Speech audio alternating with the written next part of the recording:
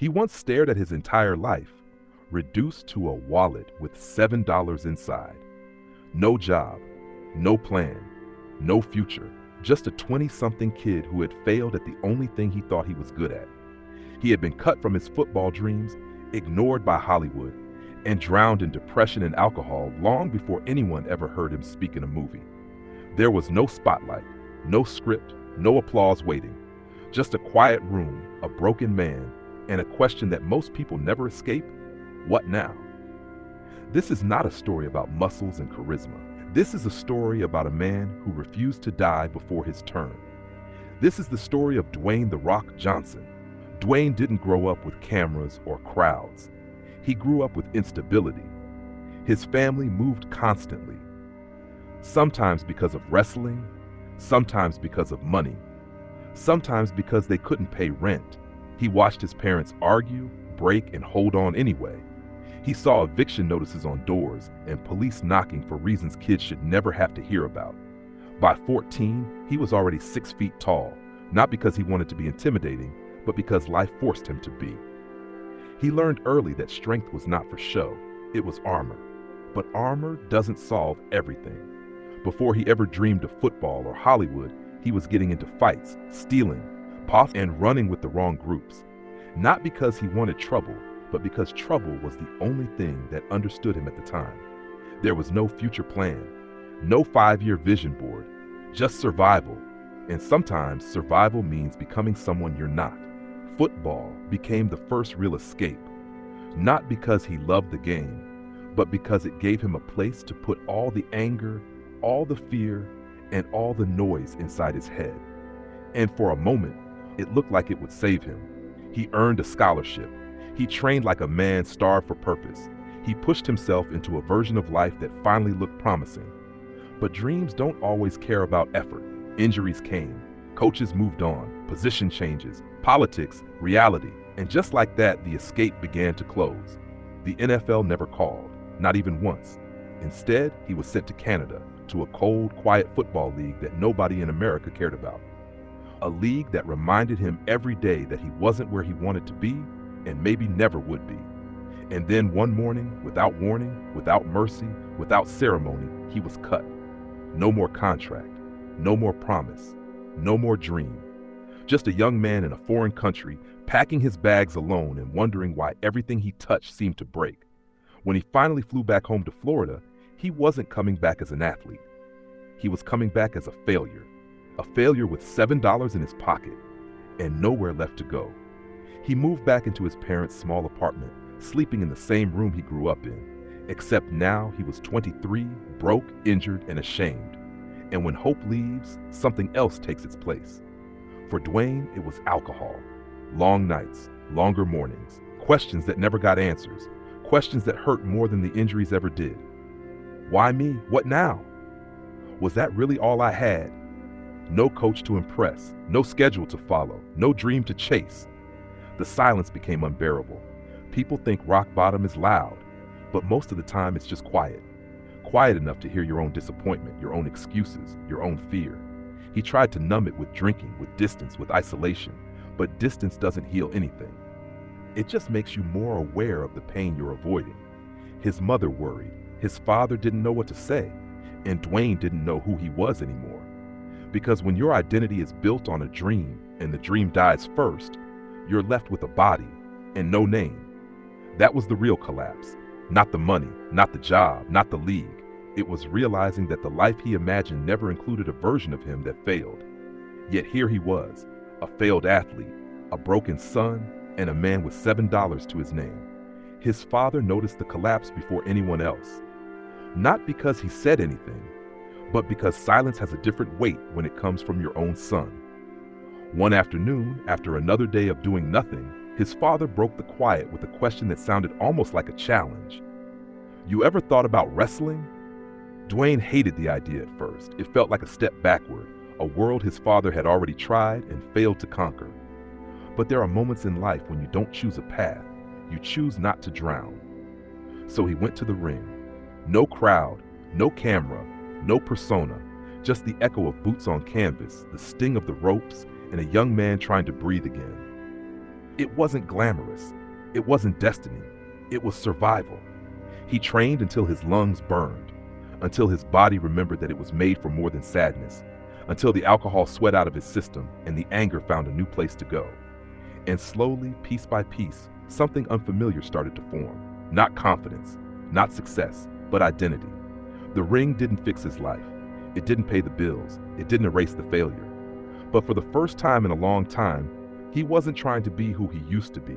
He was trying to become someone new. His early matches were awkward. He wasn't built for showmanship yet. He didn't know how to work a crowd, how to sell a move, or how to turn pain into entertainment. But the ring has a way of introducing you to yourself. Night after night, small arenas, tired lights, folding chairs, he began to understand something that football never taught him. Crowds don't care about perfection. They care about honesty. He watched how the audience reacted to arrogance, to confidence, to humor, to defiance. And he realized he had all of it inside him, just buried under years of disappointment. So he leaned in. He talked louder. He stood taller. He stared straight into the camera, as if daring the world to underestimate him again. Little by little, he found a voice, and then a character, and then a weapon. It wasn't scripted. It wasn't polished. It was just Dwayne, finally unfiltered. And the crowd didn't just accept it, they fed on it. They laughed when he taunted, they booed when he smirked, they cheered when he refused to break. It was messy, raw, and unpredictable, but it was real. That reality slowly transformed into a persona.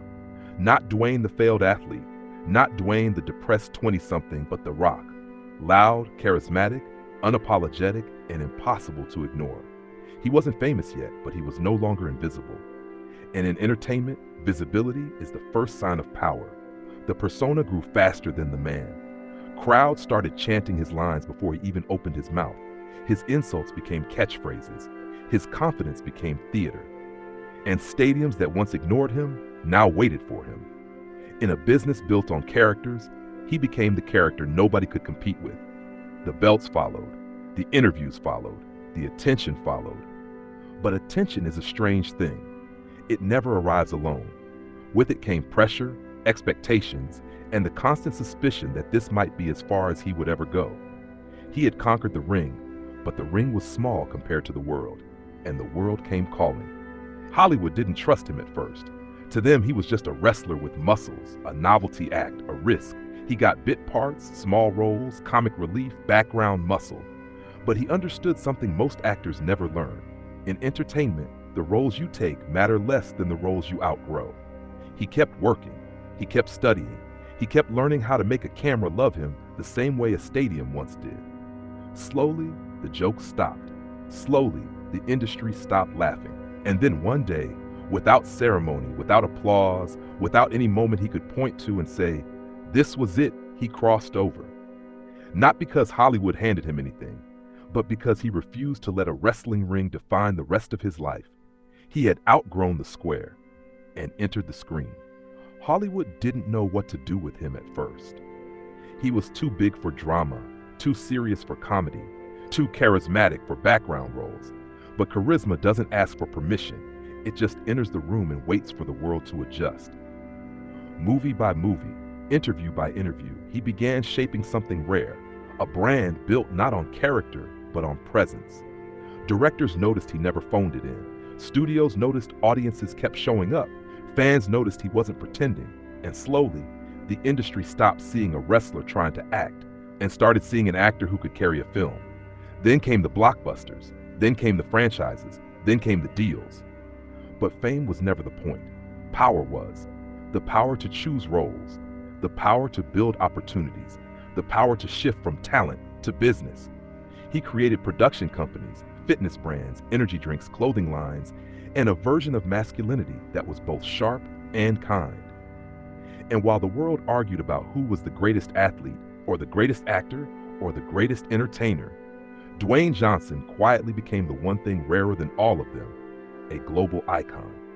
Not because he won, but because he never stopped changing arenas, football field, wrestling ring, television, film, business, until there was no arena left that could contain him. The kid who once stole to survive, who drank to forget, who slept with $7 to his name, was now selling out stadiums, opening movies, and signing deals that made entire industries take a breath. But icons aren't built from success.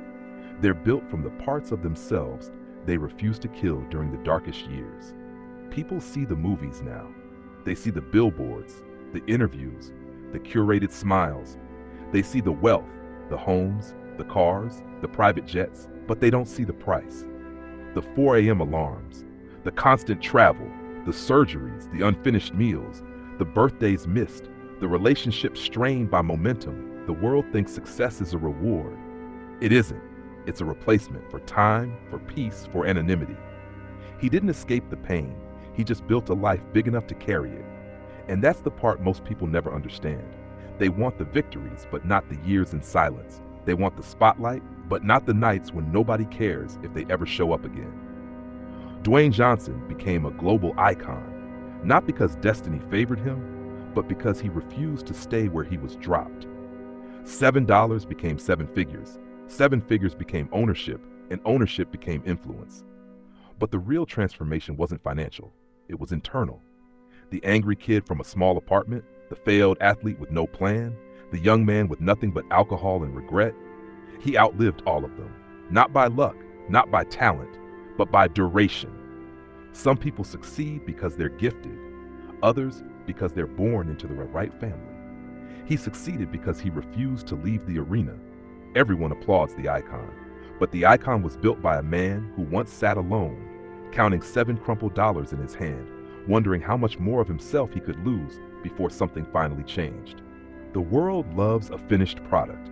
It rarely studies the unfinished man beneath it. Dwayne Johnson became a symbol of work ethic, of resilience, of undeniable presence. But symbols are just stories that survived. And his story survived because he did. Not perfectly, not gracefully, but entirely. He wasn't the strongest in the beginning, or the fastest, or the most talented in the room. He was just the one who stayed in the room long after everyone else left. From stolen groceries and eviction notices, to empty bottles and quiet breakdowns, to $7 folded inside a worn-out wallet, he carried all of it forward. And somewhere between the failures no one saw and the victories everyone now celebrates, a man became an icon. Not because the world chose him, but because he chose himself when the world didn't. If stories like this speak to you, there are more men and women just like him, broken, rejected, and still standing. Their names are waiting. Their battles are next.